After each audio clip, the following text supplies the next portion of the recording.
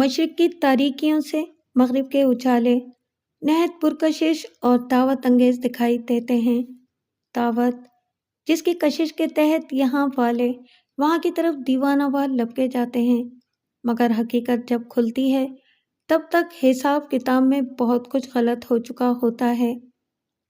السلام علیکم لسنرز، آئیے کرائم سسپینس اور تھرل سے بھرپور ایک نئی کہانی سنتے ہیں جس کا عنوان ہے جماعت تفریق اور جس کی مصنفہ ہیں مریم کے خان۔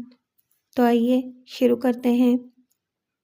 مسٹر مرزا، سامنے بیٹھے پولیس افسر نے سرسری سے لہجے میں کہا، 5 سال میں تمہارے خلاف یہ تیسری شکایت ہے۔ اس سے پہلے بھی تم 2 بار اپنے گھر والوں کو ہراساں کرنے کے الزام میں گرفتار ہو چکے ہو۔ مرزا شفیق بیگ تلخی سے مسکرایا، آفیسر، اگر تم وجوہات جاننا چاہ رہے ہو تو بیکار ہے۔ جو میں محسوس کرتا ہوں وہ تم محسوس نہیں کر سکتے۔ اسے معاشرتی اقدار کا فرق کہہ لو۔ تم اپنی کارروائی کرو۔ اوکے۔ NYPD یعنی نیو یارک پولیس ڈپارٹمنٹ کے اس آفیسر نے، جس کے بیج پر اس کا نام ٹام فرینک لکھا تھا، مرزا پر الزامات پر مبنی کاغذ آگے کیا۔ تم پر الزام ہے تم نے سخت سردی کے عالم میں اپنے 17 سالہ بیٹے کو گھر سے نکال دیا، جبکہ باہر درجہ حرارت نقطۂ انجماد سے 7 درجے کم تھا اور ہر طرف برف پڑ رہی تھی۔ درست ہے، مرزا نے تسلیم کیا، میں نے اس معاملے میں غلط کیا۔ 17 سال کی عمر میں وہ نابالغ ہے اور تمہاری ذمہ داری ہے، اگر تمہاری کسی حرکت سے اس کی جان خطرے میں پڑتی ہے تو تم پر کیس بن سکتا ہے۔ نابالغ؟ مرزا کا لہجہ زہر خن تھا۔ وہ حرامی رات گزارنے کے لیے اپنی گرل فرینڈ کو چپکے سے اندر لے آیا تھا اور وہ اس کمرے میں رنگ رلیاں منا رہا تھا جہاں میری عبادت گزار ماں نے 17 سال گزارے ہیں۔ وہ دن رات جس تخت پر نماز پڑھتی تھی، اس پر وہ دونوں۔ مرزا بری طرح مشتعل تھا۔ میں نے انہیں رنگے ہاتھوں پکڑا تھا اور پھر لات مار کر گھر سے نکال دیا۔ کیا برا کیا؟ ٹام فرینک نے کاغذ فائل میں رکھا۔ تم نے گھر سے نکالنے سے پہلے اپنے لڑکے کو مارا تھا؟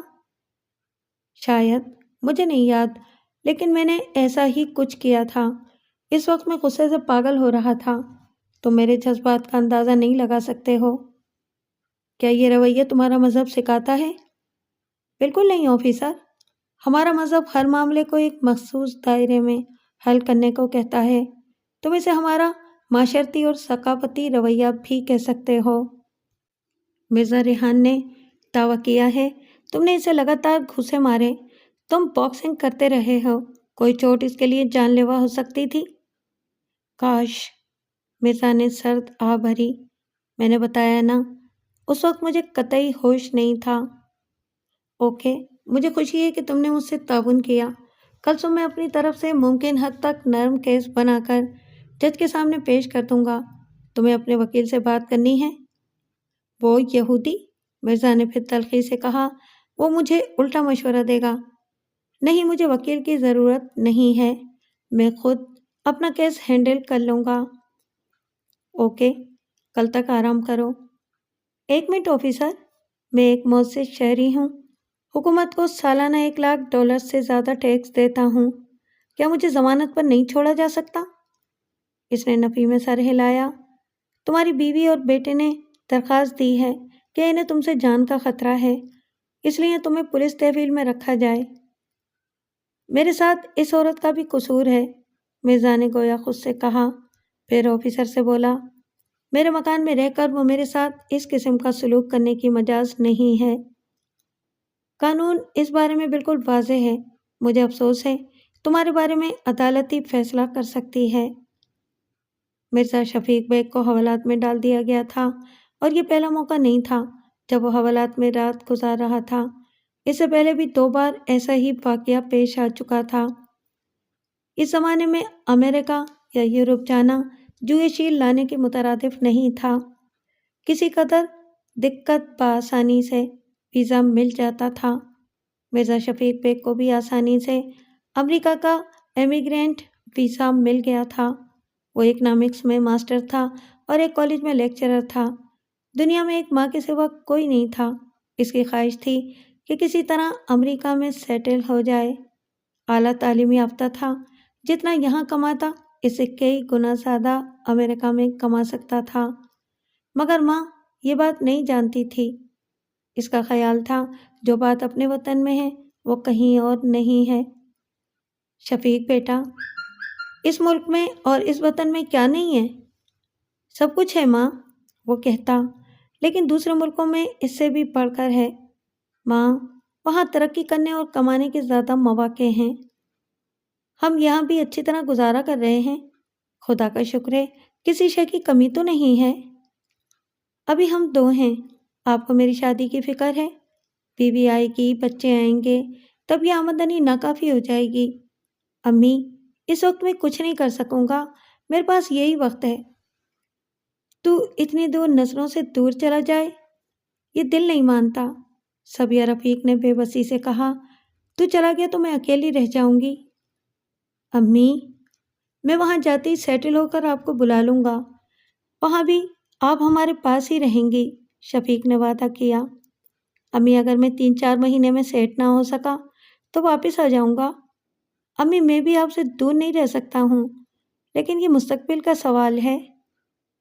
خوش شکل اور مہذب نظر آنے والے شفیق کی تعلیمی قابلیت دیکھ کر اسے فوری طور پر امریکہ کا ویزا دے دیا گیا تھا۔ دوسرے ملکوں سے باصلاحیت افراد کو امریکہ آنے کی ترغیب دینا ہمیشہ سے امریکہ کی پالیسی رہی ہے۔ کبھی پرکشش مراد، کبھی شاندار طرز زندگی، کبھی آسان ویزا اسکیم اور کبھی ویزا لاٹری کی مدد سے دنیا بھر سے باصلاحیت تعلیم یافتہ اور تکنیکی ماہرین کو امریکہ میں لایا گیا۔ ان افرادی محنت کی وجہ سے آج امریکہ سپر پاور ہے۔ مختلف ٹیکسوں کا ایک بڑا حصہ تارکین وطن ادا کرتے ہیں جو دن رات محنت کر کے ڈالرز کماتے ہیں، اور اس سے بڑا حصہ ٹیکسوں اور طرز زندگی برقرار رکھنے میں صرف ہو جاتا ہے۔ بچانے یا وطن بھیجنے کے لیے ان کے پاس بہت کم رقم بچتی ہے۔ البتہ کاروبار بڑھانا ہو یا کوئی شے خریدنی ہو تو اس کے لیے قرض دینے والے اداروں اور بینکوں کی کوئی کمی نہیں ہے۔ کریڈٹ کارڈ پر بڑی سے بڑی مالیت کی شے خرید لیں اور پھر برسوں ادائیگی کرتے رہیں۔ مکان کی ادائیگی 30-40 سال میں ہوگی، گاڑی کی قسط 5-6 سال چلتی رہتی ہے، اس کے بعد گاڑی اور گھر دونوں بیکار ہو جاتے ہیں۔ یہی حال فرنیچر اور دوسرے سامان کا ہے۔ عام طور سے قسطوں کی ادائیگی مکمل ہونے کے بعد یہ بیکار ہو چکے ہوتے ہیں، یا مارکیٹ میں ایسی کوئی نئی چیز آ جاتی ہے جو پرانی شے سے بدتر بہتر ہوتی ہے، اسے لیا جاتا ہے۔ کمانے کے مواقع کم نہیں ہیں اور خرچ کے راستے بھی بے شمار ہیں، بلکہ نل اور چھلنی والا معاملہ ہے۔ نل سے پانی بہت تیز آتا ہے، لیکن آپ کے پاس صرف چھلنی ہے، لہٰذا پانی رکتا بھی نہیں ہے، سارے کا سارا بہہ جاتا ہے۔ خرچ کرنے کے لیے کمانا اور معیاری زندگی کو برقرار رکھنے کے لیے خرچ کرنا ضروری ہے۔ وہ مقروض پیدا ہونے اور مقروض بننے کو برائی نہیں سمجھتے، اپنی دولت و جائیداد پر وارثوں کا حق تسلیم نہیں کرتے ہیں، لہٰذا اکثر کچھ چھوڑ کر جانے کے بجائے خالی ہاتھ دنیا سے جاتے ہیں۔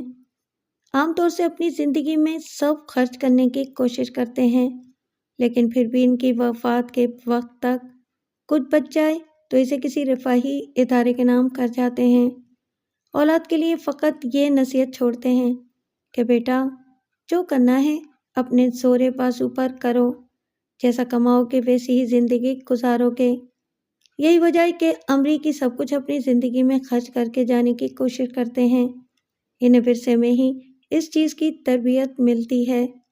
اس کے برعکس تارکین وطن اور خاص طور سے ایشیا سے تعلق رکھنے والے افراد امریکہ جاتے ہیں تو ان کے ذہن میں مادی آسائشوں سے زیادہ ڈالرز ہوتے ہیں اور وہ زیادہ سے زیادہ بچت کا پروگرام لے کر جاتے ہیں، مگر جب ایک بار کمانے اور خرچ کرنے کے دائرے میں داخل ہوتے ہیں تب انہیں پتہ چلتا ہے کہ اس مشین میں ان کی حیثیت ایک معمولی سے کلب پرزے سے زیادہ نہیں ہے، اور وہ اپنی مرضی سے کچھ کرنے سے قاصر ہیں۔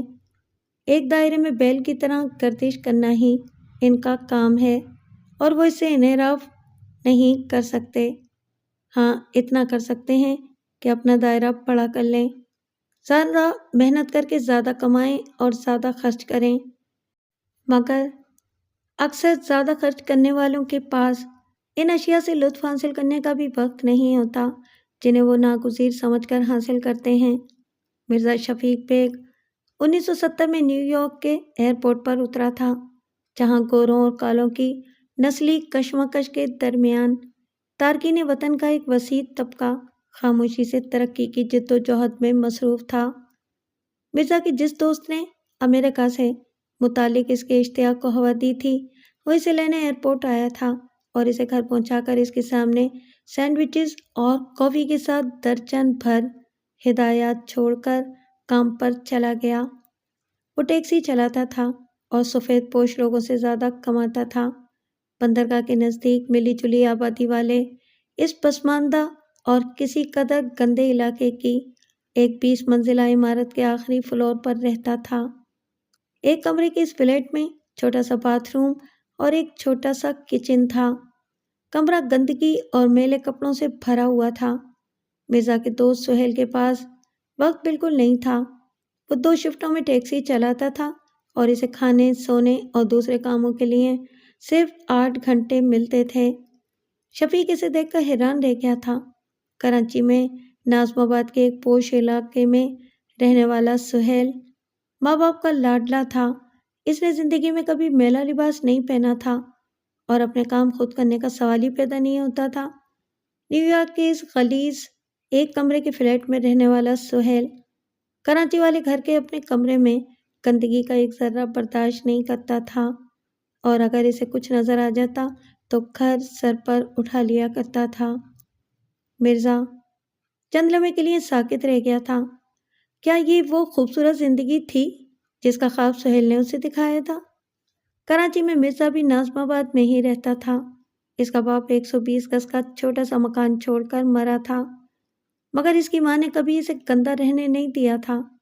مرزا کے کمرے کی ہر شے جگمگایا کرتی تھی۔ ماں کو پتا تھا کہ وہ نفاست پسند ہے۔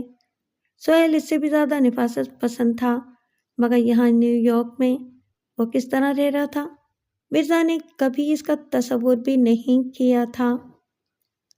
مرزا سے برداشت نہیں ہو سکا۔ سفر کی تھکن کے باوجود اس نے اٹھ کر کمرے کی صفائی شروع کر دی۔ کچرے کے ڈھیر سے زیادہ اسے بیڈ تلے فحش تصاویر والے رسالوں کا ڈھیر دیکھ کر دکھ ہوا تھا۔ کمرے کی صفائی سے فارغ ہو کر اس نے کچن صاف کیا، برتن دھوئے۔ اسے معلوم تھا ہر عمارت میں مکینوں کے کپڑے دھونے کے لیے مشینیں ہوتی ہیں۔ اس نے سہیل کے کپڑے اٹھائے اور پوچھتا ہوا عمارت کے تہہ خانے تک جا پہنچا، جہاں ایسی واشنگ مشینیں لگی ہوئی تھیں جن میں میلے کپڑے ڈال کر سکہ ڈالنا پڑتا تھا۔ مشین کپڑے دھو کر اور خشک کر کے واپس کر دیا کرتی تھی۔ نصف گھنٹے میں اس نے صاف ستھرے کپڑے، چادریں، تولیے اور دوسرے کپڑے لا کر الماری میں رکھ دیے۔ خود بھی نہایا اور بستر پر صاف چادر بچھا کر لمبی تان کر سو گیا۔ پھر اسے رات گئے سہیل نے آ کر اٹھایا۔ اس نے آ کر کھانا بھی بنا لیا تھا۔ مرزا کو خبر ہی نہیں ہوئی۔ سہیل نے اسے بیدار کر کے پہلا جملہ یہ کہا، لگتا ہے کہ میں نے پاکستان سے شادی کر کے بیوی بلوائی ہے۔ اتنے سلیقے سے صفائی کوئی عورت بھی نہیں کر سکتی ہے۔ تجھے معلوم ہے ماں کی ایک ہی اولاد ہوں، بچپن سے کام کرنے اور صفائی کرنے کی عادت ہے۔ لیکن سہیل تجھے کیا ہوا؟ میں نے تو سوچا بھی نہیں تھا کہ تو اس حالت میں بھی رہ سکتا ہے۔ مجبوری سب کراتی ہے یار، سہیل نے کھسیا کر کہا۔ کون سی مجبوری ہے جو تجھے اپنے صاف ستھرے گھر سے اس گندے ڈربے نما فلیٹ میں رہنے پر مجبور کر رہی ہے یار، یہ ہے مجبوری۔ اس نے اپنی جیب سے ڈالروں کا ایک بنڈل نکال کر دکھایا۔ یہ شے مجھے میرے صاف ستھرے گھر میں نہیں مل سکتی تھی، یہ شے صرف امریکہ میں ملتی ہے۔ میں اس کی خاطر پاکستان سے یہاں آیا، اس کے لیے میں اس طرح بھی گزارا کرنے کو تیار ہوں۔ ہفتے میں 6 دن ڈبل ڈیوٹی کرتا ہوں، 16 گھنٹے ٹیکسی چلاتا ہوں اور اتوار والے دن صرف ایک شفٹ میں چلاتا ہوں۔ دوسری شفٹ چھوڑ کر دوسرے کام نپٹاتا ہوں، فلیٹ کی صفائی کرتا ہوں، ہفتے بھر کا سودا لاتا ہوں، گھر والوں کو خط لکھتا ہوں۔ تو اتنا کماتا ہے، کیا یہ تیری ایک دن کی آمدنی ہے؟ سہیل نے سر ہلایا۔ ہاں، 16 گھنٹوں کی محنت کا معاوضہ $170 ملا ہے، کبھی کبھی $200 بھی مل جاتے ہیں۔ ایک بار ایک متوسط درجے کے شیخ نے سارے دن کے لیے ٹیکسی بک کرائی تھی، جاتے ہوئے $200 ٹپ دے کر گیا تھا۔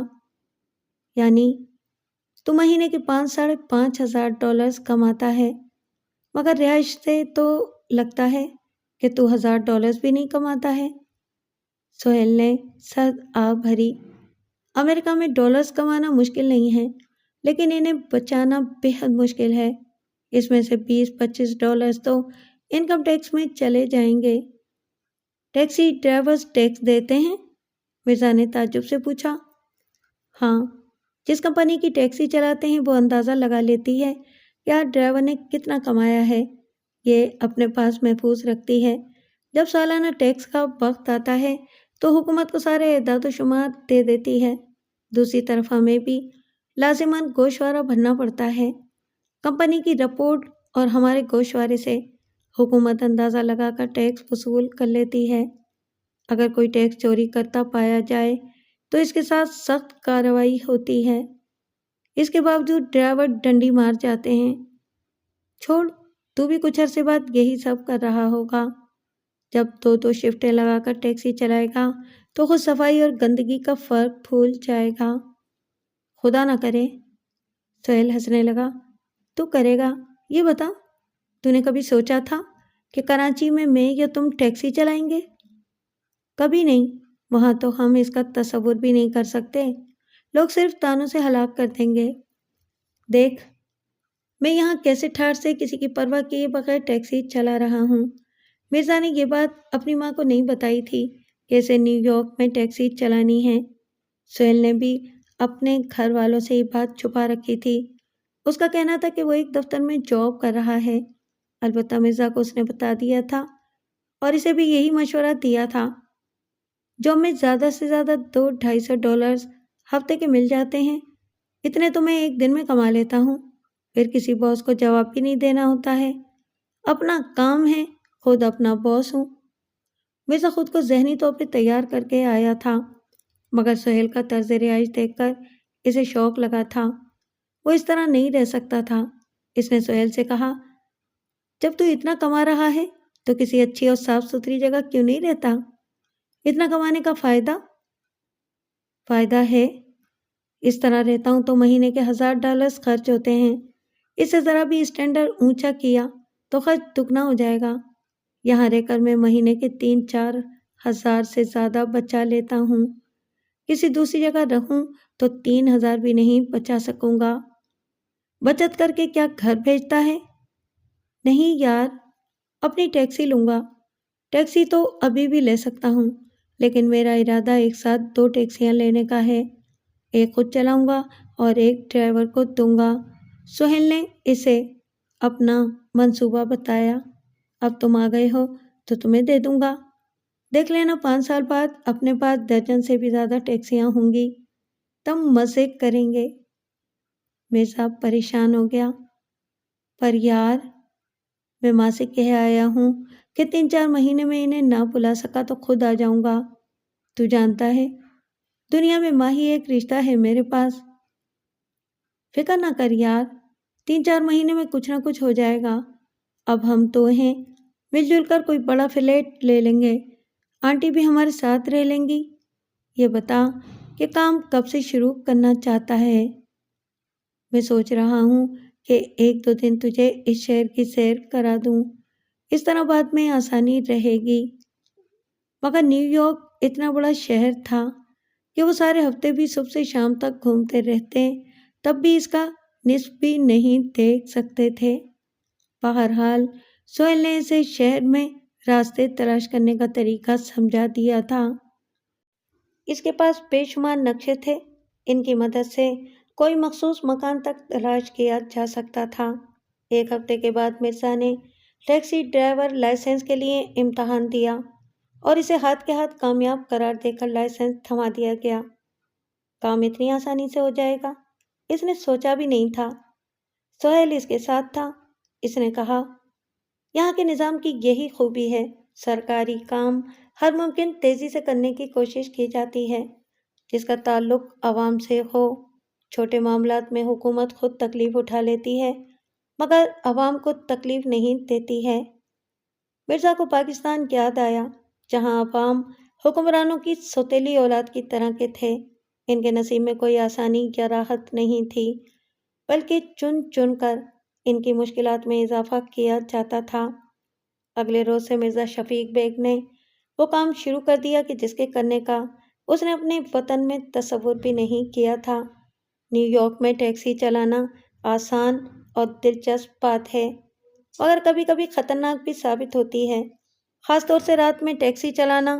کوئی کنڈا مسافر بن کر بیٹھ جاتا تھا اور ڈرائیور کو کسی ویران علاقے میں لے جاتا اور وہاں لے جا کر اسے لوٹ کر فرار ہو جاتا۔ سہیل نے اسے کئی ایسے تجربات سنائے تھے۔ 3 مہینے میں مرزا نے $10,000 بچائے تھے۔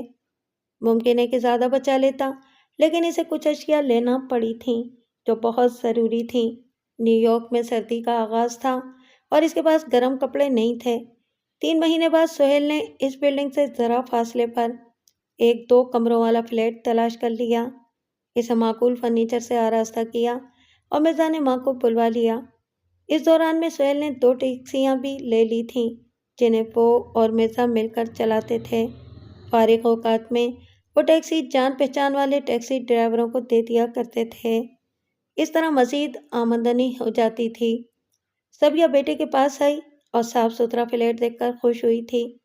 مرزا نے اب بھی اسے یہ نہیں بتایا تھا کہ وہ ٹیکسی چلا رہا ہے۔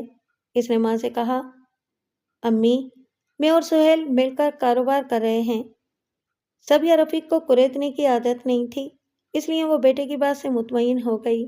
2 مہینے بعد مرزا نے اپنی ٹیکسی لے لی اور ایک طرح سے سہیل کا بزنس پارٹنر بن گیا۔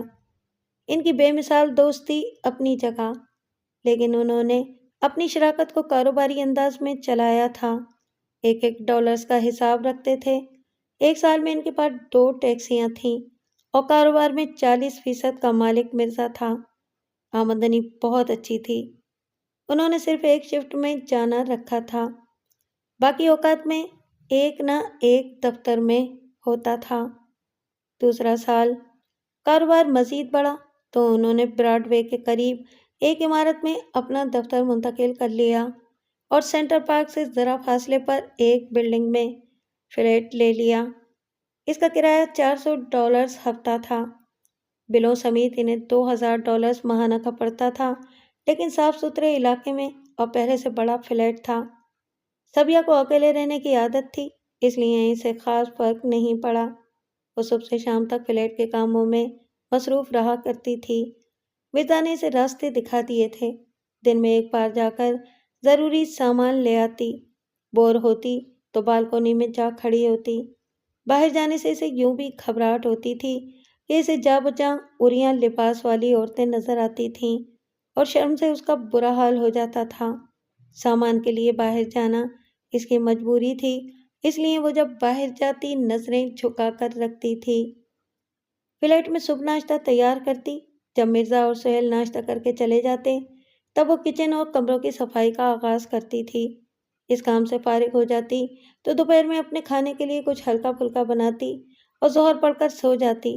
شام کو اٹھ کر کھانے کی تیاری شروع کر دیتی، درمیان میں نماز بھی پڑھتی رہتی تھی۔ رات کا کھانا کھا کر برتن دھو کر وہ سونے سے پہلے عشاء کی نماز پڑھتی تھی اور پھر سو جاتی، کیونکہ اسے تہجد کے لیے رات کو اٹھنا ہوتا تھا اور فجر کے لیے صبح سویرے، جس کے بعد معمولات شروع ہو جاتے۔ جو وقت فارغ ملتا اس میں قرآن شریف کی تلاوت کیا کرتی تھی۔ مرزا کی عمر 32 سال کے قریب ہونے کو آئی تھی۔ ماں کی خواہش تھی کہ اب اس کی شادی کر دی جائے۔ اس نے مرزا پر زور دینا شروع کر دیا۔ مالی مسئلہ بھی نہیں تھا۔ 2 سال میں ہی ان کے پاس درجن بھر سے زیادہ ٹیکسیاں تھیں، جن سے روز ہی $1,200 کی آمدنی ہو جاتی تھی۔ مہینے میں سارا خرچ اور ٹیکس نکال کر صرف مرزا کے حصے میں $7-8 ہزار آتے تھے۔ ماں کی تنہائی کا خیال بھی تھا۔ وہ صبح 8 بجے گھر سے نکلتا تھا اور کبھی 7-8 بجے سے پہلے گھر نہیں آتا تھا۔ ماں نے پاکستان میں کچھ جاننے والیوں کو خط لکھا تھا کہ وہ کچھ اچھے رشتے دیکھ کر رکھیں۔ 2 سال بعد وہ پاکستان آئے۔ رشتے دار نہ ہونے کے برابر تھے، ویسے ہی چند گھرانوں سے جان پہچان تھی۔ ان میں سے ایک گھر میں رشتہ پیش کیا گیا تھا۔ لڑکی پڑھی لکھی تھی، یونیورسٹی سے آنرس کیا تھا اور ایک بینک میں کام کر رہی تھی۔ ماں اور مرزا دونوں ہی اس معاملے میں سادہ لو تھے۔ انہیں جو بتایا گیا انہوں نے آنکھ بند کر کے اعتبار کر لیا۔ فرح خوبصورت اور ذرا بولڈ نظر آنے والی لڑکی تھی، لیکن بعد میں وہ جس کردار کی نکلی، مرزا اور اس کی ماں نے سوچا بھی نہیں تھا۔ اس کے گھر والے خوش تھے کہ امریکہ سے رشتہ آیا ہے۔ مرزا کو بھی چلتی تھی، وہ صرف 2 مہینے کے لیے آیا تھا۔ اس دوران میں کاروبار سہیل کو اکیلے سنبھالنا پڑتا، اس لیے مرزا شفیق کی کوشش تھی کہ 2 مہینے سے زیادہ نہ ٹھہرنا پڑے، اس لیے عجلت میں رشتہ طے پا گیا۔ مرزا کا اپنا گھر موجود تھا، فرح کو رخصت کرا کے وہ وہیں لائے تھے۔ ولیمے کی دعوت میں ایک جاننے والی خاتون نے جب فرح کو دیکھا تو صبیہ کو ایک طرف لے جا کر بولی، بہن، کیا اس لڑکی کے بارے میں جانتی ہو؟ ایک جاننے والی کے گھرانے سے ہے، کیا اس کی پہلی شادی سے باخبر ہو؟ ہیں، پہلی شادی؟ صبیہ کو دھچکا لگا تھا۔ کیا کہہ رہی ہو زرینہ؟ زرینہ نے ٹھنڈی سانس بھری۔ اس کا مطلب ہے کہ آپ کو بتایا نہیں گیا ہے۔ اس لڑکی نے اپنی پسند سے شادی کی تھی، مگر رخصتی سے پہلے طلاق ہو گئی، نکاح پہلے پڑھوا لیا گیا تھا۔ صبیہ کے حواس گم ہونے لگے تھے۔ اتنا بڑا دھوکہ! اور بہن، اس لڑکی کے بارے میں نے اچھی باتیں نہیں سنی ہیں، زرینہ نے کہا۔ آگے دیکھ لو۔ صبیہ نے ولیمے سے واپسی پر بیٹے کو بتایا تو اسے بھی دھچکا لگا تھا۔ اس نے بے حد غصے میں جا کر فرح سے اس بارے میں پوچھا تو اس نے اطمینان سے اعتراف کر لیا۔ ہاں، اگرچہ یہ چھپانے والی بات نہیں تھی، لیکن اس سے کیا فرق پڑتا ہے؟ آپ کو بیوی کنواری ہی ملی ہے۔ ہمارے نزدیک اس سے کوئی فرق نہیں پڑتا۔ تم نے پسند کی شادی کی تھی؟ یہ سب بکواس ہے۔ اس شخص نے مجھے پسند ضرور کیا تھا، لیکن یہ پسند یک طرفہ تھی۔ طلاق بھی اس نے اپنی کسی وجہ سے دی تھی۔ اب آگے آپ کی مرضی، جو چاہیں سمجھتے رہیں، چاہیں تو طلاق کو بھی میرا قصور بنا دیں۔ فرح کے جارحانہ انداز نے مرزا اور صبیہ رفیق کو دبا دیا تھا اور انہوں نے عافیت اسی میں سمجھی کہ اس کڑوے گھونٹ کو حلق سے اتار لیں۔ فرح نے ایسا رویہ اختیار کیا تھا جیسے اس نے کوئی جرم نہیں کیا ہے، لہٰذا اسے کس بات کی سزا دی جائے۔ مرزا اور اس کی ماں واپس نیو یارک آئے تو ایک بار مرزا کے دل میں آیا تھا کہ وہ فرح کو طلاق بھجوا دے، مگر ماں نے اسے اس ارادے سے باز رکھا۔ بیٹا، شریفوں کے ہاں طلاق دینا گالی سے کم نہیں سمجھا جاتا ہے، اور فرح اتنی بری بھی لڑکی نہیں ہے، اور طلاق کی بات اس کے گھر والوں نے چھپائی تھی۔ شادی کے بعد تو بتا سکتی تھی، مرزا نے تلخ لہجے میں کہا۔ بیٹا، ڈرتی ہوگی کہ تم اسے کوئی سخت سزا نہ دے دو، اب اس بات پر مٹی ڈالو اور اسے یہاں بلوا لو۔ ماں کے مجبور کرنے پر مرزا نے فرح کو بلانے کے لیے کارروائی شروع کی اور چند مہینے بعد وہ نیو یارک میں تھی۔ اس کے آنے سے پہلے سہیل مرزا کے منع کرنے کے باوجود نزدیک ایک اور فلیٹ میں منتقل ہو گیا تھا۔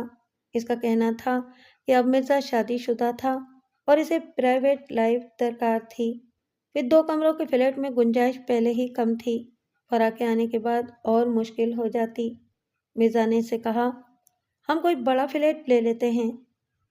نہیں یار، سہیل ہنسا تھا، پتہ نہیں بھابھی اس بات کو پسند کرے یا نہیں، اور اب تو میں بھی شادی کے بارے میں سوچ رہا ہوں۔ تیرے جانے کے بعد امی ابو کے کئی خط آ چکے ہیں، میں سوچ رہا ہوں اب چلا جاؤں۔ لبنہ کو انتظار کرتے ہوئے بہت دیر ہو چکی ہے، اس کے گھر والے اصرار کر رہے ہیں۔ لبنہ سہیل کی پسند اور اس کی منگیتر تھی۔ 3 سال پہلے جب سہیل امریکہ آنے لگا تو ان کی منگنی ہوئی تھی۔ مرزا نے تاکید کی، ہاں یار، اب تو بھی شادی کر لے، ہمارے خاندان بنیں گے تو رونق ہوگی۔ تیرے ہاں تو رونق آنے والی ہے، سہیل ہنسا۔ فرح جب آئی تو امید سے تھی۔ یہ خبر سن کر مرزا اور اس کی ماں کے دل سے رہی سہی کدورت بھی مٹ گئی تھی اور وہ پوری محبت کے ساتھ اس کا خیال رکھنے لگے تھے۔ صبیہ نے فرح کو بستر پر بٹھا دیا تھا اور اسے ہل کر پانی بھی نہیں پینے دیتی تھی اور خود سارا سارا دن کام میں لگی رہتی تھی۔ مرزا کو ماں کا اس طرح کام میں لگے رہنا اور شام تک تھک کر چور ہو جانا ناگوار گزرتا تھا۔ اس نے کئی بار دبی زبان سے فرح سے کہا، تھوڑا بہت کام تم بھی کیا کرو، اس حالت میں بیٹھ جانا اچھی بات تو نہیں ہے۔ میں تو کرنا چاہتی ہوں لیکن امی کرنے ہی نہیں دیتی، فرح نے بے نیازی سے ایک رسالہ دیکھتے ہوئے کہا۔ اور پھر 3 افراد کا کام ہی کتنا ہوتا ہے؟ جتنا بھی ہوتا ہے تم اس میں اپنا حصہ بٹاؤ، میں نے اس حالت میں عورتوں کو پورا پورا گھر سنبھالتے دیکھا ہے، مرزا نے ذرا سخت لہجے میں کہا تو فرح نے رسالہ پٹک دیا۔ آپ مجھے بیوی بنا کر لائے ہیں یا نوکرانی؟ عورتیں اپنے گھر کا کام کرتی ہیں، اس میں نوکرانی کون کہلاتی ہے؟ تمہاری ماں اور میری ماں نے بھی اپنے گھر سنبھالے یا نہیں؟ میں جب فارغ ہو جاؤں گی تو کام بھی کر لوں گی۔ مرزا مجبوراً چپ ہو گیا۔ ان دنوں وہ ویسے بھی ذرا دیر سے گھر آتا تھا۔ سہیل نے اس کی غیر موجودگی میں پولیس کاروں کی نیلامی سے 3 عدد کاریں لی تھیں اور ان دنوں انہیں ٹیکسی میں بدل رہا تھا۔ اس وجہ سے دفتر مرزا کو اکیلے دیکھنا پڑتا تھا۔ اس کے بعد اس کی مصروفیات اور بھی بڑھ جاتی کہ سہیل نے پاکستان جانا تھا اور وہ 2 مہینے کے بعد آتا۔ اس کے ماں باپ نے اس کی شادی کی تیاریاں شروع کر دی تھیں۔ ان دنوں کراچی کے حالات اچھے نہیں تھے، لسانی کشیدگی شروع ہو چکی تھی اور آئے دن ہنگامے، قتل و غارت گری ہوتی تھی۔ جب سہیل جانے لگا تو مرزا اسے چھوڑنے ایئرپورٹ تک گیا تھا۔ سہیل، اپنا خیال رکھنا یار، آنٹی انکل کو میرا سلام کہنا، اس نے کہا۔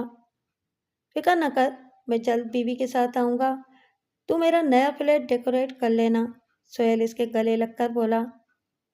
اس کی تو فکر ہی نہ کر، تو دیکھے گا تو خوش ہو جائے گا۔ اس وقت ان دونوں نے سوچا بھی نہیں تھا کہ اس کی نوبت ہی نہیں آئے گی۔ سہیل کے جانے کے 1 مہینے بعد فرح کو درد اٹھا اور مرزا اسے لے کر اسپتال بھاگا۔ کچھ دیر بعد مرزا باپ بن چکا تھا، اس کے ہاں بیٹی ہوئی تھی۔ مرزا اور ماں خوشی سے دیوانے ہو رہے تھے۔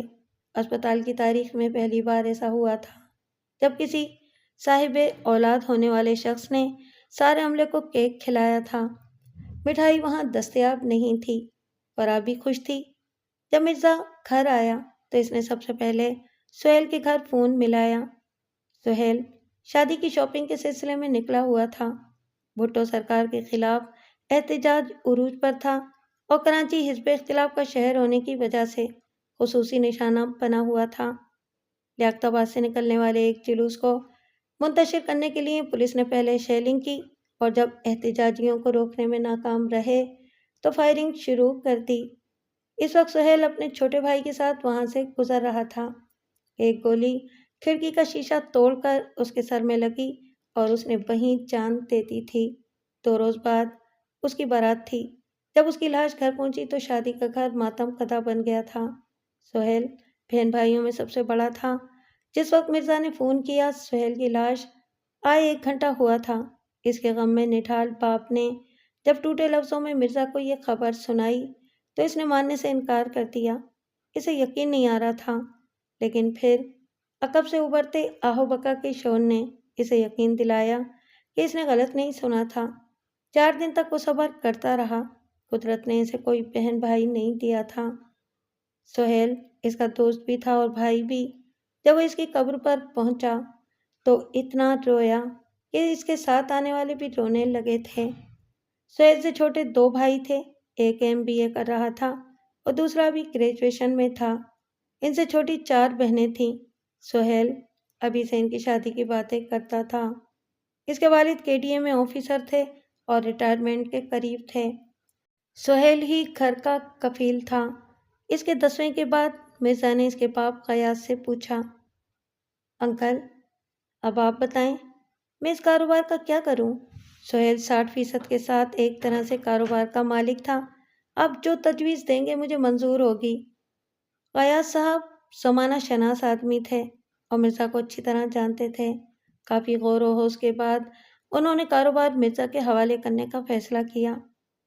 بیٹا جو بھی نفع میں حصہ بنے ہمیں بھیج دینا۔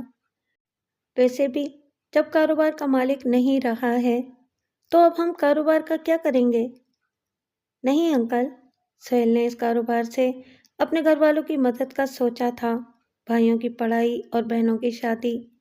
آپ ایسا کریں، راہل کو میرے ساتھ بھیج دیں، وہ MBA کر رہا ہے، کاروبار زیادہ آسانی سے سمجھ جائے گا، یا خود میرے ساتھ چلیں، سہیل کے وارث کے طور پر آپ کی وہاں ضرورت پڑے گی۔ راہل تو نہیں جا سکتا، ابھی اس کا فائنل سیمسٹر ہے۔ ہاں میں چلتا ہوں۔ غیاث صاحب مرزا کے ساتھ نیو یارک آئے تھے، سہیل کے وکیل کی مدد سے انہوں نے ضروری کام نمٹائے تھے، اس کے اکاؤنٹ سے رقم نکلوائی، اس کے دوسرے اثاثے فروخت کیے، کاروبار کے بارے میں فیصلہ ہوا کہ اسے مرزا چلائے گا، ملکیت میں وہ نصف کا مالک ہوگا اور آمدنی کا 60% حصہ اس کے پاس جائے گا۔ مرزا نے اگرچہ اس تقسیم سے انکار کیا تھا، مگر غیاث صاحب نہ مانے۔ یہ ضروری ہے بیٹا، جب ساری محنت تم کرو گے تو اس کا پھل بھی تمہیں ملنا چاہیے، ہم تو بس گھر بیٹھے منافع لیتے رہیں گے۔ اب مرزا کی ذمہ داری زیادہ ہو گئی تھی، وہ صبح کا جاتا تو رات گئے گھر آتا تھا، صرف کھانے کے لیے وہ گھر آتا، کیونکہ اسے کہیں اور کھانا نہیں کھایا جاتا تھا۔ دوپہر کا کھانا وہ لے کر جاتا تھا اور رات کا 8 بجے آ کر کھاتا تھا، اس کے بعد اسے دوبارہ جانا پڑتا تھا، پھر واپسی 11 بجے سے پہلے نہیں ہوتی تھی۔ فرح کے کردار میں بچے کے بعد بھی کوئی تبدیلی نہیں آئی تھی، وہ سارا دن پڑی آرام کرتی، رسالے پڑھتی یا ٹی وی دیکھا کرتی تھی۔ بیچاری مرزا کی ماں اب گھر کے کاموں کے ساتھ ساتھ بچی کے بھی کام نپٹاتی تھی، حتیٰ کہ وہ بچی کے گندے کپڑے بھی دھویا کرتی تھی، صفائی ستھرائی اور کپڑے دھونا بھی اس کے ذمے تھا۔ مرزا صبح 8 بجے گھر سے نکلتا تو 8 بجے رات کھانا کھانے آتا تھا۔ اس وقت فرح ذرا چلاکی سے کام لے کر اس کے سامنے بھاگ دوڑ کرتی تھی۔ اس کے بعد مرزا جب آتا تو تھکن سے اتنا چور ہوتا تھا کہ بس بستر پر لیٹتا اور سو جاتا تھا۔ صبح جب 7:30 بجے اٹھتا تو ماں اس کے لیے ناشتہ تیار کر چکی ہوتی تھی۔ جلدی اور بھاگ دوڑ کے عالم میں وہ تیار ہوتا اور دفتر کا رخ کرتا تھا۔ اسے خبر ہی نہیں تھی کہ اس کی بوڑھی ماں بیچاری کس طرح سارے دن کام میں لگی رہتی ہے۔ بچی کے بعد تو اس کی مصروفیت کا یہ عالم تھا کہ اسے تہجد کے لیے اٹھنے کا موقع نہیں ملتا تھا۔ رات 10-11 بجے جب وہ آخری کام بھی نپٹا کر سونے کے لیے لیٹی تو پھر فجر کے وقت ہی اس کی آنکھ کھلا کرتی تھی۔ مرزا کے پاس اب 20 کے قریب ٹیکسیاں تھیں، اس نے خود ٹیکسی لے کر جانا تک کر دیا تھا اور سارے دن دفتر کو دیتا تھا۔ سہیل کا حصہ اس کے گھر والوں تک پہنچانے کے لیے اس نے ایک ہنڈی کا کام کرنے والے سے سیٹنگ کر لی تھی۔ غیاث نے اسے کہا تھا کہ انہیں ڈالرز ہی پہنچائے تاکہ وہ اسے ڈالرز کی صورت میں محفوظ رکھ سکیں۔ ان دنوں ڈالرز کی قیمت مستقل بڑھ رہی تھی اور کھلی مارکیٹ میں بینک کی نسبت زیادہ رقم مل جاتی تھی۔ مرزا ہر مہینے منافع کے ڈالرز ہنڈی کے ذریعے سہیل کے باپ کو بھیج دیا کرتا تھا۔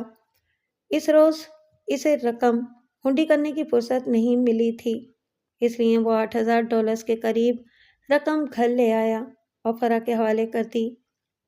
اسے سنبھال کر رکھنا، میں کل صبح لے لوں گا۔ فرح نے رقم دیکھی۔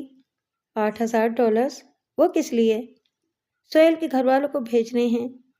وہ کس خوشی میں؟ سہیل مر گیا، اب اس کاروبار سے ان کا کیا تعلق ہے؟ سہیل کے مرنے سے اس کا حصہ ختم نہیں ہوا، بلکہ اس کے وارثوں کو گیا ہے، یہ منافع میں اس کا حصہ ہے۔ اتنا زیادہ؟ فرح حیرت سے بولی، آپ کو کیا ضرورت ہے اتنی رقم بھجوانے کی؟ 1-2 ہزار ڈالر بھیجنے بس کافی ہیں۔ فرح بیگم، اس بار مرزا نے سخت لہجے میں کہا، کاروبار کے معاملات میں دخل نہ دو، یہ مت بھولو جس دوست کے بارے میں تم مجھے بے ایمانی پر اکسا رہی ہو، یہ کاروبار اس کا ہی تھا۔ مگر فرح اس کی بات سننے کے لیے تیار نہیں تھی۔ اس نے روز لڑنا شروع کر دیا کہ سہیل کے گھر والوں کو رقم نہ بھیجی جائے۔ وہ پچھتا رہا تھا کہ اس نے فرح کے سامنے یہ ذکر کیا ہی کیوں۔ پھر ایک رات وہ کھانے پر آیا تو کھانا تیار نہیں تھا، یہی نہیں بلکہ پورا گھر الٹا پڑا تھا اور سبھی اپنے کمرے میں پڑی بخار اور درد سے کرا رہی تھی۔ اس کی صبح سے طبیعت خراب تھی، ناشتہ تو اس نے جیسے تیسے بنا دیا تھا، لیکن اس کے بعد اس کی ہمت نہ ہوئی اور وہ آ کر کمرے میں لیٹ گئی۔ فرح نے آ کر کمرے میں جھانکا اور اس سے ناشتے کا پوچھا۔ بیٹی میری طبیعت ٹھیک نہیں ہے۔ بیٹے کو ناشتہ بنا دیا اور بہو کے لیے طبیعت ٹھیک نہیں ہے، فرح نے طنزیہ انداز میں کہا اور وہاں سے چلی گئی۔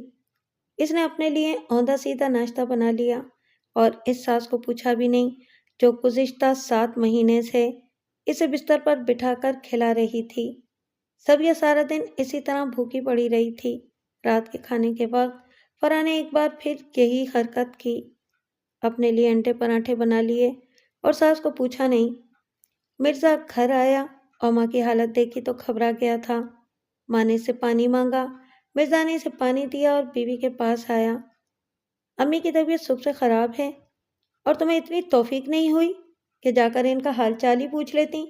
وہ صبح سے بھوکی پیاسی پڑی ہیں۔ میرے پاس فرصت کہاں ہے؟ ہاں وہ تو میں بھی دیکھ رہا ہوں، 3 وقت کا کھانا، گھر کی صفائی ستھرائی، سودا سلف لانا، حتیٰ کہ ہیرا کے پوتڑے دھونا، یہ سب تم ہی تو کرتی ہو نا؟ مجھے نظر آ رہا ہے۔ مرزا ماں کو لے کر اسپتال گیا جہاں اسے ایک رات کے لیے داخل کیا گیا تھا۔ گلوکوز لگا تب جا کر اس کی حالت بہتر ہوئی تھی۔ ڈاکٹر نے مرزا سے کہا انہیں آرام اور اچھی خوراک کی ضرورت ہے، ان کا خیال خاص رکھو۔ گھر آ کر مرزا بیوی پر برس پڑا تھا۔ اب اس کی آنکھ کے سامنے سے پردہ ہٹا تھا۔ اس کی بیوی سارا دن پلنگ توڑتی رہتی تھی اور اس کی ماں کام کر کر کے بیمار ہو گئی تھی۔ مرزا نے اس سے کہا اب امی اس گھر کا کوئی کام نہیں کریں گی، جو بھی ذمہ داری ہے تم خود اٹھاؤ، میں نوکرانی بن کر نہیں آئی ہوں۔ فرح نے صاف انکار کر دیا۔ تم نہیں کرو گی تو کون کرے گا؟ مجھے نہیں پتا، میں بس ہیرا کی ذمہ داری اٹھا سکتی ہوں، کھانا بنانا اور گھر دیکھنا میرے بس کی بات نہیں ہے۔ ٹھیک ہے مت کرو، لیکن میری ماں بھی نہیں کرے گی۔ اگلے روز سے مرزا نے یہ کیا کہ صبح ماں کے لیے ناشتہ تیار کر کے اور کھلا کر جاتا تھا۔ جب تک صبیہ کی طبیعت نہ سنبھلی اس نے دوپہر اور رات کا کھانا بھی اپنے ذمہ لے رکھا تھا۔ ماں کا کمرہ وہ خود صاف کرتا تھا اور اپنے اور ماں کے کپڑے خود دھو کر لے آتا تھا۔ اس نے فرح کو بالکل نظر انداز کر دیا تھا، بچی کا سارا سامان لاتا تھا لیکن فرح کے ہاتھ پر $1 بھی نہیں دیتا تھا۔ جب صبیہ کی طبیعت سنبھل گئی تو وہ دوپہر میں اپنے لیے کھانے کو بنا لیا کرتی تھی اور رات کو صرف اپنے اور بیٹے کے لیے بناتی۔ وہ مجبوراً ایسا کرتی تھی کیونکہ مرزا نے اس سے صاف کہہ دیا تھا میں یہ سب اسے سدھارنے کے لیے کر رہا ہوں، اگر آپ نے اسے بگاڑنے کا سلسلہ یوں ہی جاری رکھا تو مجبوراً مجھے اس عورت کو طلاق دینا پڑے گی۔ نہیں، جیسا تم کہو گے میں ویسا ہی کروں گی، صبیہ نے لرز کر کہا۔ فرح نے محسوس کیا کہ وہ اکیلی ہوتی جا رہی ہے۔ پہلے عیاشی تھی اور اب اسے اپنا معمولی سا کام بھی خود کرنا پڑتا تھا۔ دونوں وقت اپنے لیے کھانا بناتی تھی، اپنے اور بچی کے کپڑے دھوتی تھی۔ چند روز تک تو گندگی برداشت کرتی رہی۔ اس کے کرنے کے بعد اس نے اپنے کمرے کی صفائی بھی شروع کر دی تھی۔ کچن میں برتن اسے دھونا پڑتے تھے۔ پھر مرزا نے اس کا جیب خرچ بند کر دیا تھا۔ اس نے فرح کو رسالے لا کر دینا بند کر دیے تھے، لہٰذا اس نے فیصلہ کیا کہ اسے اپنے رویے میں ذرا لچک رکھنی چاہیے۔ ایک رات اس نے رو رو کر مرزا سے معافی مانگی اور اسے وعدہ کیا کہ وہ نہ صرف سارے گھر کے کام کرے گی بلکہ اس کی ماں کا بھی خیال رکھے گی۔ ٹھیک ہے مگر اب خیال رکھنا، مرزا نے اسے دھمکی دی، ورنہ میں کچھ اور سوچنے پر مجبور ہو جاؤں گا۔ فرح جانتی تھی مرزا کی زندگی میں وہ جھوٹ کے پیروں پر آئی تھی۔ اس کی بنیاد کمزور تھی اور وہ کسی معاملے میں شوہر کے سامنے کھڑی نہیں ہو سکتی تھی، لہٰذا اس نے حکمت عملی تبدیل کی۔ شوہر کو مطمئن کرنے کے لیے اس نے کچھ دن تو ساس کی خوب خدمت کی، اپنے اوپر جبر کر کے سارے گھر کے کام بھی کرتی رہی تھی۔ پھر اس نے رفتہ رفتہ بہانے بنانے شروع کر دیے۔ کسی دن اس کے سر میں درد ہو جاتا تھا اور کسی دن کمر کے درد کی وجہ سے وہ بستر سے اٹھ نہیں پاتی تھی۔ اس پر ساس کی ہمدردیاں حاصل کرنے کے لیے روتے کراتے کام کرتی تھی۔ جب صبیہ اسے کام سے ہٹانے کی کوشش کرتی تو وہ ڈرے ہوئے انداز میں کہتی نہیں امی مجھے کام کرنے دیں، شفیق کو پتہ چلے گا تو ناراض ہوں گے۔ ارے واہ، کیوں ناراض ہوگا؟ تیری طبیعت ٹھیک نہیں ہے، چل ہٹ تو آرام کر، میں کھانا بناتی ہوں۔ شوہر کو دکھانے کے لیے فرح صبح کا ناشتہ خود بناتی تھی، بلکہ بناتی کیا تھی، ڈبل روٹی سینک کر اور انڈے بوائل کر کے شوہر کے سامنے رکھ دیتی تھی۔ ساس کو ڈبل روٹی دہی یا رات کے سالن کے ساتھ دے دیتی اور چائے بنا لیا کرتی تھی، اور جیسے ہی شوہر گھر سے نکلتا اٹواتی کھٹواتی لے کر پڑ جاتی تھی۔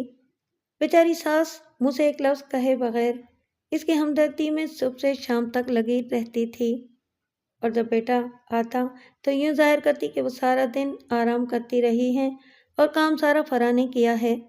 سہیل کا چھوٹا بھائی راہل MBA مکمل کرنے کے بعد گھر والوں سے غصہ کر رہا تھا کہ اسے امریکہ جانے کی اجازت دی جائے تاکہ وہ جا کر بھائی کا کاروبار سنبھال سکے، مگر ماں باپ اجازت نہیں دے رہے تھے۔ راہل نے بھی ہمت نہ ہاری اور ماں باپ کو منا کر دم لیا۔ مرزا نے راہل کے آنے کی خبر سنی تو اسے بے حد خوشی ہوئی تھی۔ اکیلے کام سنبھالتے ہوئے وہ گھن چکر بن گیا تھا۔ پورے ہفتے کام اور آرام کے مواقع نہ ہونے کے برابر ہوتے تھے۔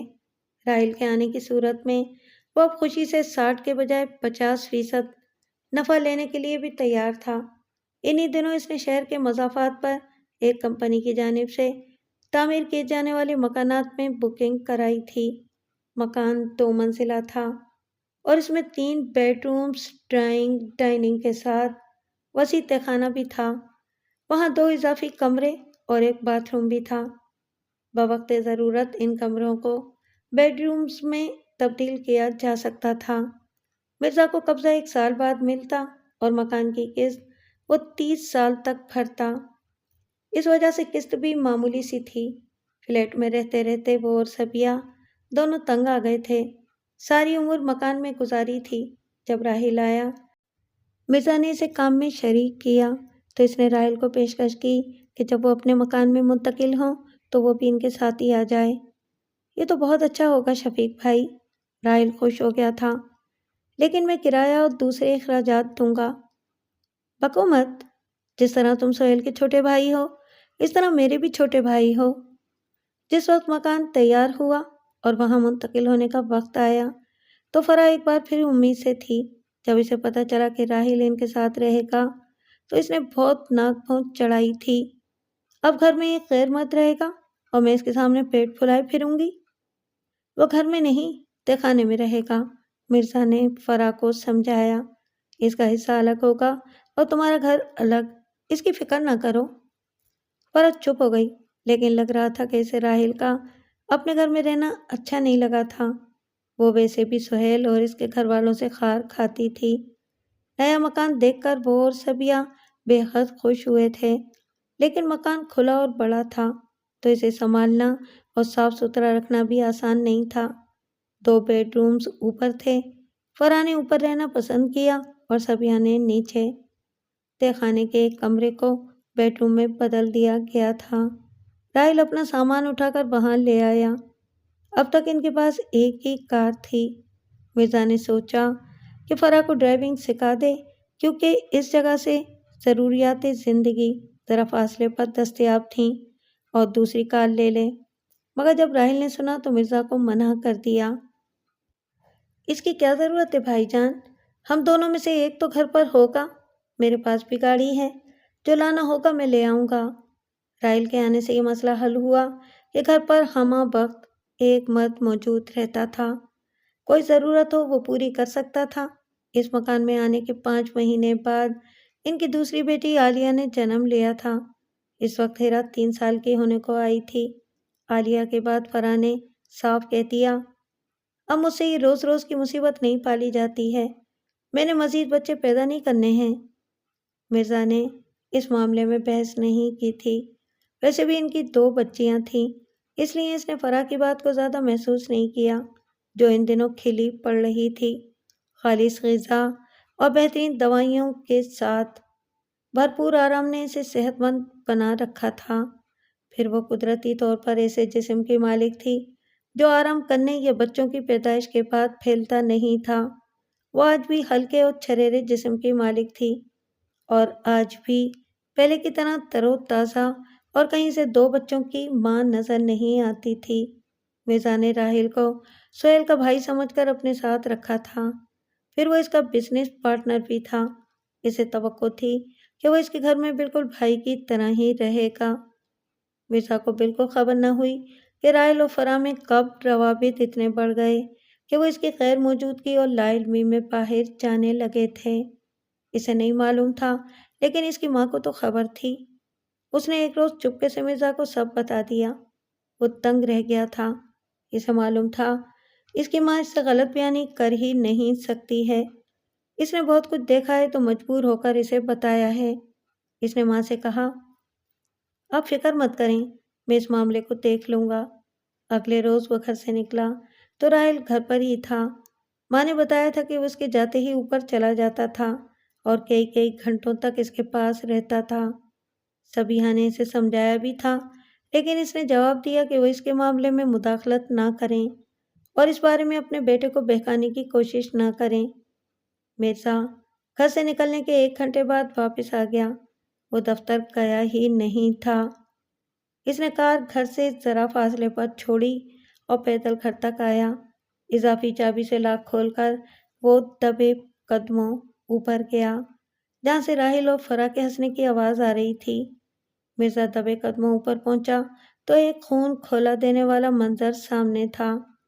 راحل اور فرح ٹی وی کے سامنے چھوٹے سے صوفے پر اس طرح پاس پاس بیٹھے تھے کہ آپس میں پیوست ہوئے جا رہے تھے، اور ٹی وی دیکھتے ہوئے وہ ہنس ہنس کر ایک دوسرے پر گرے جا رہے تھے۔ مرزا چلتا ہوا ان کے سامنے آیا تو ان کی ہنسی کو بریک لگ گئے تھے اور راحل اچھل کر کھڑا ہو گیا۔ اس کے منہ سے بوکھلائے ہوئے انداز میں نکلا، بھائی جان آپ؟ مت کہو مجھے یہ لفظ، اس نے کرب سے کہا۔ اسی وقت اپنا سامان لو اور یہاں سے رخصت ہو جاؤ، اب تم سے کل دفتر میں بات ہوگی۔ فرح کا رنگ بھی اڑ گیا تھا، لیکن اس نے جلد خود کو سنبھال لیا۔ شفیق، میری بات سنیں۔ چپ کر بےغیرت عورت، مرزا نے اسے تھپڑ مارا۔ یہ دیکھتے ہی راحل اجلت میں کمرے سے چلا گیا۔ کاش کہ میں نے ماں کی بات ماننے کے بجائے تجھے پاکستان میں ہی طلاق بھجوا دی ہوتی۔ ہاں، وہاں طلاق بھجوانا آسان تھا، فرح نے خلاف توقع اکڑ کر کہا، لیکن یہاں ایسا کرنے کا سوچنا بھی مت۔ تمہاری بچیاں بھی چھین لوں گی اور تمہاری دولت اور جائیداد بھی۔ اتنے عرصے سے امریکہ میں رہتے ہوئے اسے یہاں کے قانون کا اچھی طرح اندازہ ہو گیا تھا، جو سراسر عورت کے حق میں تھا۔ اگر عورت از خود شوہر سے طلاق چاہے تب بھی عدالت اسے شوہر کی دولت اور جائیداد سے بہت کچھ دلوا دیتی ہے۔ یہی نہیں، جب تک وہ عورت دوسری شادی نہ کرے اس کا نان نفقہ بھی شوہر کے ذمہ ہوگا اور بچوں کا سارا خرچ شوہر ہی کو دینا ہوگا۔ اس نے فرح کی طرف دیکھا۔ میں تمہیں طلاق نہیں دوں گا، لیکن تمہارا جینا ضرور حرام کر دوں گا۔ آج سے تمہارا جیب خرچ بند اور سارے اللے تللے بھی۔ فرح بے بسی سے اسے دیکھ کر رہ گئی تھی۔ راحل اسی شام چلا گیا تھا۔ اگلے روز مرزا نے اس سے کوئی فالتو بات نہیں کی، صرف اتنا کہا کہ وہ اس سے اپنا حصہ لے کر الگ ہو جائے۔ راحل بہت شرمندہ تھا۔ اس نے الفاظ سے تلافی کرنے کی کوشش کی، لیکن مرزا نے اس کی بات سننے سے انکار کر دیا۔ وکیلوں کے توسط سے 1 مہینے میں علیحدگی کا عمل مکمل ہو گیا تھا۔ کچھ رقم لے کر راحل نے دفتر اور کمپنی کا کام مرزا کے حوالے کر دیا تھا۔ بوقت رخصت مرزا نے اس سے کہا، امید ہے کہ اب مجھے تمہاری صورت نظر نہیں آئے گی۔ میں بہت شرمندہ ہوں بھائی جان۔ علیحدگی سے کاروبار متاثر ہوا تھا، لیکن مرزا نے جلد اسے سنبھال لیا تھا۔ اس نے اپنے سرمایے سے ٹیکسیوں کی تعداد میں مزید اضافہ کیا اور چند مہینے میں اس کی آمدنی پہلے سے بھی زیادہ ہو گئی تھی، مگر اس کا ذہنی سکون برباد ہو گیا تھا۔ فرح نے ابتدا سے اس کے ساتھ جو کیا تھا وہ اسے کبھی نہیں بھول سکتا تھا۔ جس زندگی کا آغاز ہی دھوکے سے ہوا تھا، وہ کس طرح سے پرسکون گزر سکتی تھی۔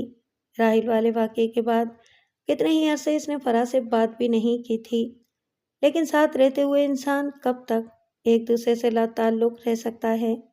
رفتہ رفتہ ان میں بھی بات ہونے لگی، پھر قربتیں بڑھیں تو رنگ لائیں۔ عالیہ کے 4 سال بعد ریحان پیدا ہوا تھا اور اس کے 4 سال بعد نعمان۔ ہیرا اور عالیہ اسکول جانے لگی تھیں، پھر ایک ایک کر کے ریحان اور نعمان بھی اسکول میں داخل ہو گئے تھے۔ جس سال نعمان اسکول میں داخل ہوا، ہیرا نے ہائی اسکول پاس کر لیا تھا۔ بچیاں گھر میں مشقی لباس پہنا کرتی تھیں، لیکن باہر جاتے ہوئے جینز اور شرٹ پہنا کرتیں، سر پر اسکارف بھی لیتی تھیں۔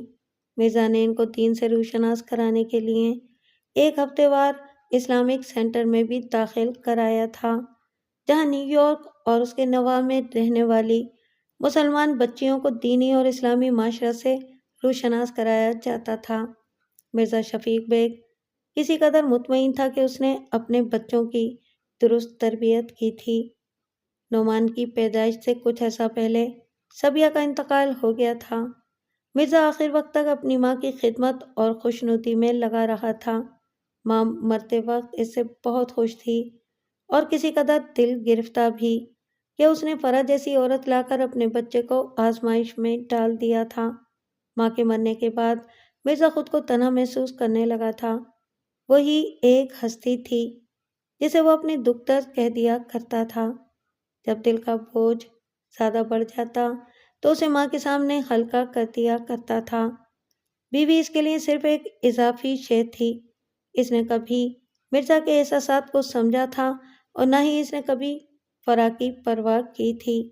بچے بالکل امریکی انداز میں پل رہے تھے۔ باپ انہیں اس وقت یاد آتا تھا جب انہیں ڈالرز کی ضرورت ہوتی تھی۔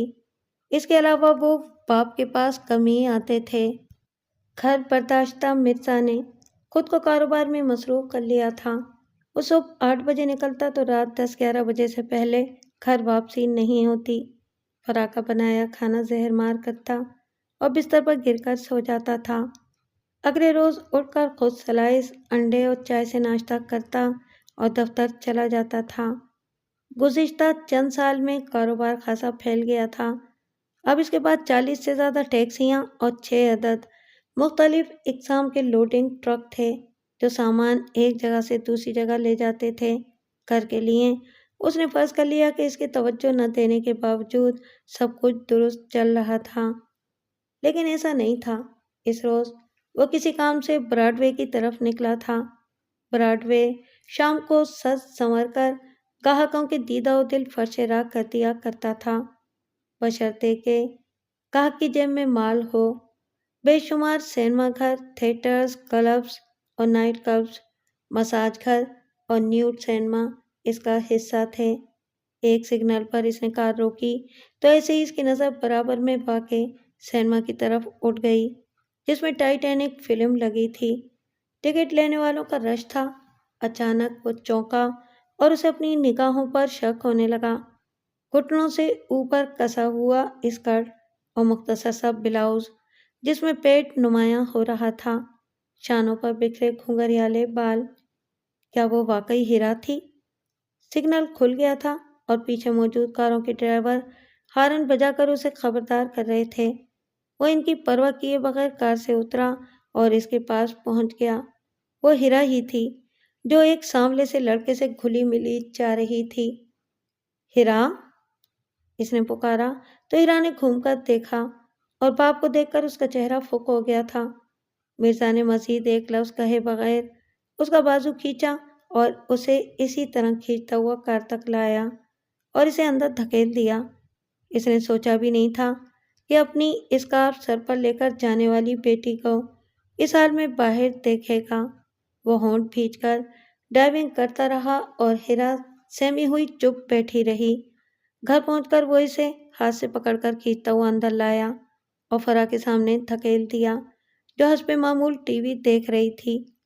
لو دیکھو دیکھو اپنی لاڈلی کے کارنامے۔ فرح نے ایک نظر ہیرا کو دیکھا اور اطمینان سے بولی، اس نے کیا کیا ہے؟ اس حلیے میں دیکھ کر بھی پوچھ رہی ہو کہ اس نے کیا کیا ہے؟ مرزا زہر خند لہجے میں بولا، کیا خاص بات ہے اس حلیے میں؟ نارمل حلیہ ہے یہاں کے لحاظ سے، فرح بے پرواہی سے بولی۔ فرح بیگم، یہ براڈ وے پر اس حلیے میں ایک لڑکے کے ساتھ سینما کے سامنے کھڑی تھی، مرزا چلایا، اور تم کہہ رہی ہو کہ یہ کوئی بات نہیں ہے؟ اس نے بات کرتے ہوئے اچانک ہیرا کو تھپڑ مار دیا تھا۔ ہیرا چکرا کر گری تو فرح بفر گئی تھی۔ تم نے میری بیٹی پر ہاتھ اٹھایا؟ میں ابھی پولیس کو فون کرتی ہوں۔ وہ تنتناتی ہوئی اندر چلی گئی۔ شروع میں مرزا یہی سمجھا وہ محض غصے میں کہہ کر گئی ہے۔ مگر 10 منٹ بعد گھر کے باہر پولیس کار کا سائرن سنائی دیا اور 1 منٹ بعد پولیس والے دروازے پر تھے۔ فرحان نے جا کر دروازہ کھولا اور پولیس والوں کو مرزا کے بارے میں بتایا۔ وہ آئے اور خاموشی سے اسے ہتھکڑی لگا کر لے جانے لگے۔ اس کا احتجاج رائے گاں گیا تھا اور اسے رات حوالات میں گزارنی پڑی تھی۔ امریکہ میں بیوی بچوں پر تشدد سنگین جرائم میں شمار ہوتا ہے۔ اسے عدالت کا سامنا کرنا پڑا تھا کیونکہ اس کا ریکارڈ اچھا تھا اور وہ اس سے پہلے کبھی کسی ٹریفک رول کی خلاف ورزی میں بھی ملوث نہیں پایا گیا تھا۔ اس لیے عدالت نے اسے محض تنبیہ کے طور پر تا برخاست عدالت قید کی سزا سنائی تھی۔ یہ مرزا کے لیے ایک اور اذیتناک دور کا آغاز تھا۔ اس سے پہلے بھی فرح کی جانب سے اسے تکلیفیں ملتی رہی تھیں، لیکن اولاد کی جانب سے دی جانے والی تکلیف کچھ اور ہی درد رکھتی ہے۔ پھر ہیرا جو اب تک اس کے سامنے ڈھکے چھپے کرتی آئی تھی کھل کر کرنے لگی۔ سر شام بیہودہ قسم کے ملبوسات میں اپنے بوائے فرینڈ کے ساتھ نکل جاتی تھی۔ مرزا کی پیار محبت اور سخت لہجے کی سرزنش بھی اس پر بے اثر رہی تھی۔ اس نے باپ کا حکم ماننے سے صاف انکار کر دیا تھا، لہذا وہ بے بسی سے سب دیکھتا تھا۔ اس نے ہیرا کا جیب خرچ بند کیا تو اس نے دھمکی دی کہ وہ اپنا خرچ پورا کرنے کے لیے کسی نائٹ کلب میں ملازمت کر لے گی۔ بیٹی برائی کے راستے پر چل رہی تھی مگر اسے یہ گوارا نہیں تھا کہ وہ نمائش کی چیز بن کر رہ جاتی۔ ہیرا کی دیکھا دیکھی عالیہ نے اسکول کے زمانے میں ہی پرزے نکالنے شروع کر دیے تھے۔ ناکافی ملبوسات اور مقامی لڑکے لڑکیوں کے ساتھ گھومنا پھرنا۔ مرزا یہ سب دیکھتا اور اڑتا رہتا اور بے بسی کے گھونٹ اپنے حلق سے اتار لیا کرتا تھا۔ کبھی کبھی اس کے اندر جنون سا اٹھتا تھا کہ سب کو قتل کر کے اس گھر کو آگ لگا دے، اور پھر یہ جنون اسے خود خوف زدہ کر دیا کرتا تھا۔ وہ جانتا تھا کہ آدمی جب کوئی عمل کرتا ہے تو اس سے پہلے اس کے بارے میں سوچتا ضرور ہے، تبھی اس پر عمل کرتا ہے۔ بیوی اور بچے کیسے ہی صحیح، وہ انہیں مارنے کا تصور بھی نہیں کر سکتا تھا۔ دوسری بار اسے رات حوالات میں اس لیے گزارنی پڑی کہ اس نے عالیہ کو سرے عام ایک گورے لڑکے سے بوس و کنار کرتے دیکھ لیا تھا اور اسے اس طرح مارا تھا کہ اس کا رخسار پھٹ گیا تھا۔ فرحان نے پولیس کو فون کر دیا اور اس بار اسے 2 ہفتے جیل میں گزارنے پڑے تھے۔ اسے $25,000 کا جرمانہ بھی ہوا تھا۔ 2 ہفتے بعد جب وہ گھر آیا تو اسے معلوم ہوا کہ ہیرا نے کسی سے شادی کر لی ہے۔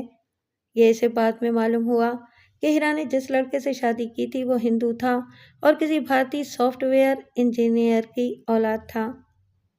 عالیہ اس واقعے کے بعد گھر سے غائب تھی۔ وہ اس لڑکے کے ساتھ رہ رہی تھی جس کے ساتھ بوس و کنار کرتے اس کے باپ نے دیکھا تھا۔ بے غیرتی اور بے حیائی کے اس عظیم مظاہرے کے بعد بھی فرحان نارمل اور مطمئن تھی۔ یہ سب اسی کا کیا دھرا تھا۔ اس نے بچوں کی پرورش ہی نہیں کی اور انہیں باہر کے حالات پر چھوڑ دیا تھا۔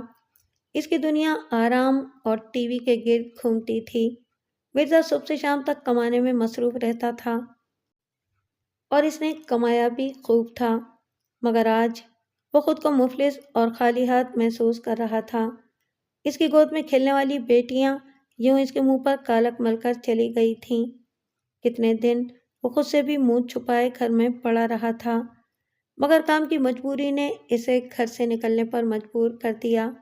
بیٹیوں نے جو کرتوت دکھائے تھے مرزا کے خیال میں وہی انتہا تھے، لیکن بیٹے اس حد سے بھی آگے بڑھ جائیں گے اس نے سوچا بھی نہیں تھا۔ گزشتہ 25 سال میں نیو یارک میں اس کے احباب اور جاننے والوں کا ایک حلقہ بن گیا تھا۔ فرح کو کسی سے ملنے کا شوق نہیں تھا، لیکن وہ جاننے والے پاکستانیوں سے ملتا جلتا رہتا تھا، تو اب ماری شرم کے یہ ملنا جلنا بھی بند ہو گیا تھا۔ لوگ اسے کامیابی کی مثال قرار دیتے تھے اور آج یہ حال تھا کہ کوئی شناسا مل جاتا تو اس کی آنکھوں میں مرزا کے لیے رحم ہوتا تھا۔ جج بھی اتفاق سے پرانا تھا۔ اس نے غور سے مرزا کی طرف دیکھا۔ مسٹر بیگ، کیا بات ہے؟ آخر تم پر تمہارے گھر والے یہ چارج کیوں لگاتے ہیں؟ پتہ نہیں مائی لارڈ، شاید اس لیے کہ میں نے اپنی زمین سے وفا نہیں کی۔ تو یہ اب مجھ سے وفا نہیں کر رہے ہیں، یا شاید اس لیے کہ تم میں اور تمہارے گھر والوں میں ذہنی فاصلہ پیدا ہو گیا ہے۔ جج نے اس بار اسے بری کر دیا تھا اور اس کے اقدام کو اشتعال کے تحت قرار دیا تھا۔ فرح اور ریحان نے اس کے ساتھ رہنے سے انکار کر دیا تھا اور دونوں ماں بیٹا گھر چھوڑ کر چلے گئے تھے۔ مرزا نے انہیں واپس بلانے کی کوشش نہیں کی تھی۔ اسے معلوم تھا کہ فرح اب اسے طلاق چاہے گی، لہٰذا وہ تیزی سے حرکت میں آیا اور اس نے سب سے پہلے کاروبار فروخت کیا۔ وکیل کے توسط سے یہ کام بآسانی ہو گیا تھا۔ اس کے بعد اس نے اپنا مکان بھی بیچ دیا اور رقم ہنڈی کے ذریعے چپ چاپ پاکستان منتقل کر دی تھی۔ آخری مرحلے میں اس نے اپنی اور نعمان کی پاکستان جانے کے لیے سیٹ بک کرائی۔ حسب توقع فرح نے اس سے طلاق کا مطالبہ کیا، ساتھ ہی اس نے مرزا کی دولت اور جائیداد کے بڑے حصے پر دعویٰ بھی کر دیا تھا۔ مرزا نے خندہ پیشانی سے مقدمے کا سامنا کیا اور جج سے کہا کہ وہ خود فرح کو طلاق دینا چاہتا تھا، لیکن اس کی دولت اور جائیداد پر اس کا کوئی حق نہیں ہے۔ دوسری پیشی میں اس نے عدالت سے باہر آتے ہوئے فرح سے کہا، کاش یہ کام میں آج سے 26 سال پہلے کر لیتا تو شاید اس نوبت کو نہ پہنچتا۔ فرح بیگم، میں تمہیں طلاق دیتا ہوں، طلاق دیتا ہوں، طلاق دیتا ہوں۔ فرح نے ذرا بھی اثر نہیں لیا تھا۔ شکریہ، میری مشکل تم نے خود آسان کر دی ہے۔ اب میں تمہاری دولت کا نصف حصہ تو بآسانی لے لوں گی۔ کوشش کرنا، مرزا نے بہت عرصے بعد کہا لگایا تھا۔ اس کے 4 گھنٹے بعد وہ نعمان کراچی جانے والی پرواز میں بیٹھے تھے۔ جب طیارہ پرواز کرنے لگا تو اس نے آخری بار اس سرزمین کو دیکھا جس نے اس سے اس کا سب کچھ لے لیا تھا اور دیا کچھ نہیں تھا سوائے ہرے ہرے ڈالرز کے۔ اس کے پاس ان ڈالرز کے علاوہ صرف نعمان باقی رہا تھا۔ اس نے طیارے کی نشست سے سر ٹکائے باہر جھانکتے نعمان کو دیکھا اور سرد آہ بھر کر آنکھیں بند کر لیں۔